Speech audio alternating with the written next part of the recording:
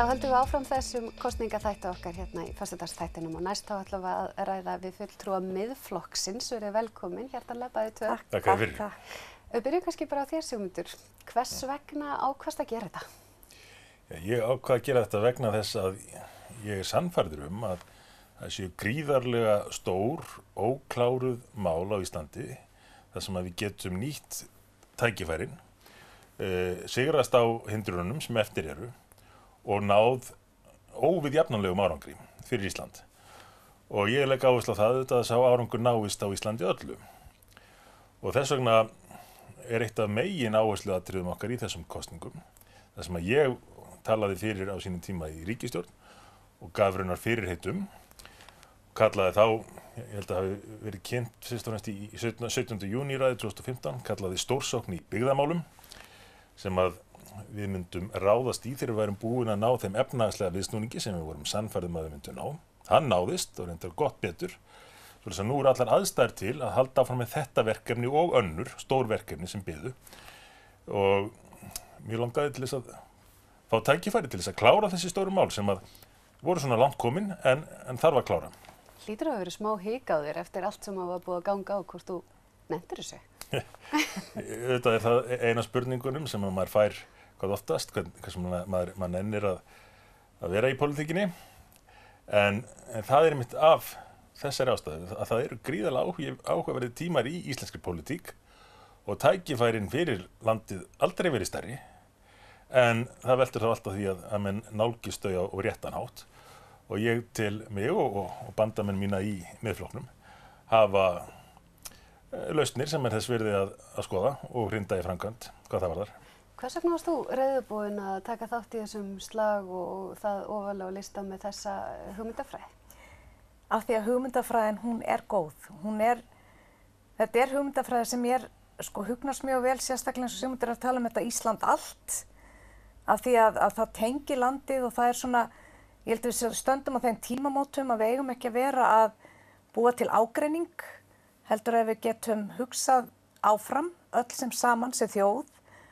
Og svo einnig þetta að Sigmundur hefur sýnt það og fólk með honum, þar sem hann segir stundum þessi bandamenn, fólk er tilbúið til að framkvæma. Það er það sem við þurfum að gera.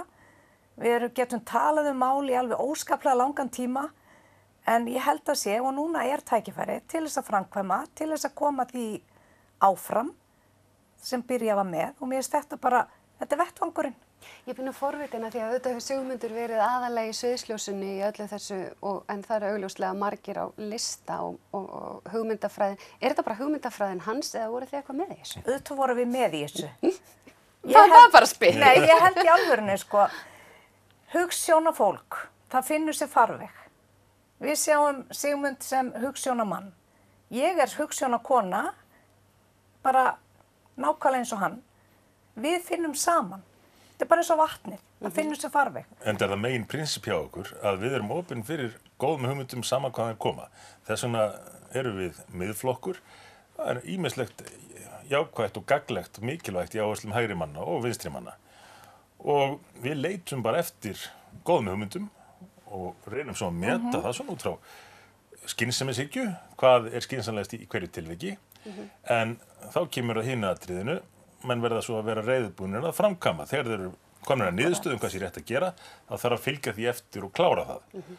Og við höfum sýnt það á undanfarnum árum að við höfum klárað gríðarlega stór mál sem að menn jafnvel töldu óframkvæmanleg. En nú eru fyrir vikið að orðna til þær aðstæður að það eru kjöraðstæður til þess að halda áfram. Nú, það eru ansi stór orð sem falla þegar rætt er þá hugmyndafræði, hvort sem það tengist hugmyndafræði bankana eða byggðamálin og maður heyrir, Sigmundur fer fram og lofar öllu fögru, gull og gimsteinum bara til þess að komast í valdastöðu af því að hann er valdagráður. Þetta er svona það sem maður heyrir oft verið að ræða. Og það sé bara, þetta sé algjör klikkun, það sé bara vera að lofa einhverjum einskiptisaðgerðum sem að bara komi öll í tómt vesen. Hvernig svarar þú þessu? Ég svaraði þannig að þetta er mjög kunnuleg umræða. Ég kannast við hana frá 2009, ég kannast við hana frá 2013. En ég myndi þá bæta við, skoðu bara hvað gerðist eftir kosningar. Lítið á efndirnar. Því að þessi stóru mál sem að maður var gagnrýndur hvað mest fyrir, til dæmis 2013, sagður vera populisti með óraunhæfar hugmyndir, lofandi einhver út á suðu sem var ekki hægt.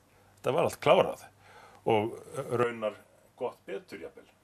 Svoleiðis að nú erum við að kynna framhaldið á þessari vinnu, framhald sem byggir á þeim árangri sem að búið var að ná, en talandi um það að vera í þessu til þess að komast til valda. Við erum ekki að fara í ríkisstjórn ef það verður ekki til þess að við getum unnið að þessum markmiðum. Við ætlum ekki að fara í ríkisstjórn bara til þess að fá ráðuneyti, við höfum ekkert við það að gera. Það er engir á bak við okkur sem ætlast til þess af okkur að við förum inn í ráðuneyti og gerum einhverja greiða. Við erum í þessu eingöngu vegna málefnanna og förum ekki í ríkisstjórn nema til þess að vinna þeim málefnum. Er þetta tilfinningamál eða er þetta svona, það er oft svona rætt svona sumir eru einhvern veginn á tilfinningalegum forsendum í annarkvort fyrirtækjum eða stjórnmálum og aðrir eru á svona fjárhagslegum uppgangsforsendum að komast áfram einhvern veginn, skilur þú hverju að fara? Já, ekki ágætis meðaltali. Ég held við gerum það, sko, málið er það sem mér finnst merkilegt að upplifa núna. Það er það að að koma venjulegt fólk til okkar af gólfinu og það er að segja okkur einhverja hluti sem að þegar það segir manni af hverju gerðu ekki svo, af hverju eru ekki að gera þetta svona og þá er ég bara af hverju ekki. Þetta er einmitt mergumálsins, þetta er þetta mannlega, tilfinningar, klárlega. Landspítalinn snýst tilfinningar. Hann snýst ekki bara steypu og skipulag, hann snýst gleði og sorg, líf og dauða. Sjúkrahúsið Akureyri, nákvæmlega eins. Bara menntun í heimabyggð, Háskólinn á Akureyri, nákvæmlega eins. Af því á endanum væri jú fjárhagslega hagkvæmt bara að flytja okkur öll upp á meginlandi og það væri betri starfar hagkvæmt. Algjörlega, og það myndi mátast í Excel-skjalið, sko. Já, alveg. En sko lífið er ekki Excel-skjal. Lífið er við fólkið, við ætlum að framkvæma, við erum komin. Einhvern veginn svona. Aðrar áhyggjur sem fólk fær þó það jafnvel finni sig með miðflokknum er að fólki langar til þess að fá bara stöðuleika. Fá ríkisstjórn sem heldur út kjörtímabil, rifrildin verði minni, brjálæðiskostinn verði minni og sumir segja menn sem tilheyra þessu bankahruni og veseninu, Bjarni, Sigmundur og svo framvegis.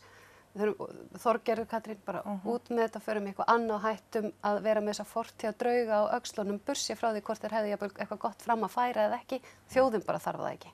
Já, en þá er einmitt ágætt að kjósa mig og okkur vegna þess að við tilheyrum ekki bankahruninu og veseninu, við tilheyrum lausnunum.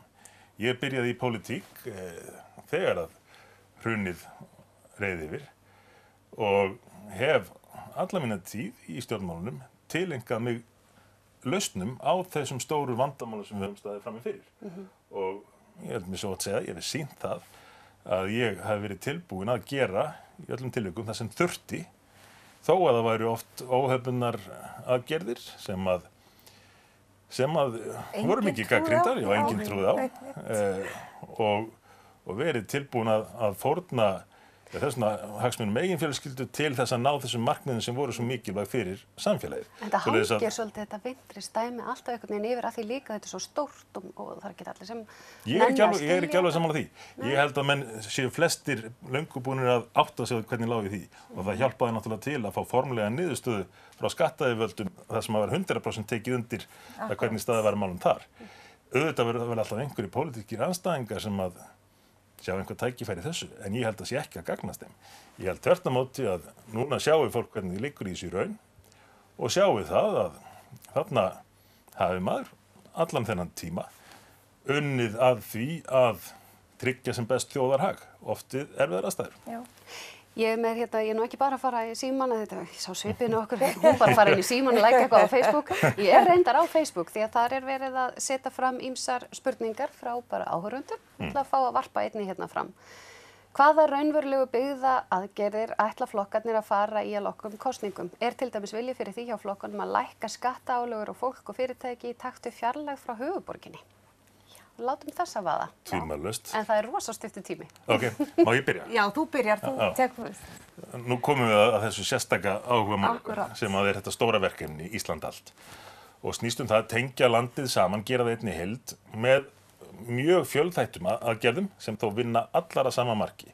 Það er spurningum samgöngubætur, fjarskiptabætur, tengja laga raforkuflutningana, en það er líka spurningum hvata, eins og skattalega hvata sem þú nefnir, við tölum fyrir þessu, þetta hefur reynst vel í Noregi, því fjær sem að menn eru Oslo, þeim mun meiri skattalega hvata hafa þeir og við þetta bætist fjölmargt annað. En aðalatriðið þetta er heildarplan sem verður stjórnað frá einum stað á ábyrgð ríkisstjórnar sem mun þurfa að skila árangri fyrir vikið eða þá sæta því í kosningum að hafa ekki náð þeim árangri. Við höfum litið til fyrirmynda víða, meðal annars í Bretlandi, þar sem að bresk stjórnvöld, hægri stjórn vel að merkja, taldi tilefni til þess að vera í veruleg ríkisinngrip, til þess að bregðast í þróuninni þar sem að höfuðborgarsvæðið í Englandi, kringum London, var að soga til sín fjárfestingu, fólk, störf, á menn að hallaði á norðurhlutanum. Þeir gripu þannig í með alls konar aðgerðum, með því að ýta fjárfestingum norður, með því að bæta samgöngur, heilbrigðisþjónustu, menntakerfi, meira að leggja sérstaklega til menningamála í norðurhluta landsins, styrki til rannsókna og þróunar og svo framvegis. Allt hélst þetta í hendur og nú er staðan svo að það er meiri fjárfesting hlutfallslega í norðurhlutanum en í suðurhlutanum.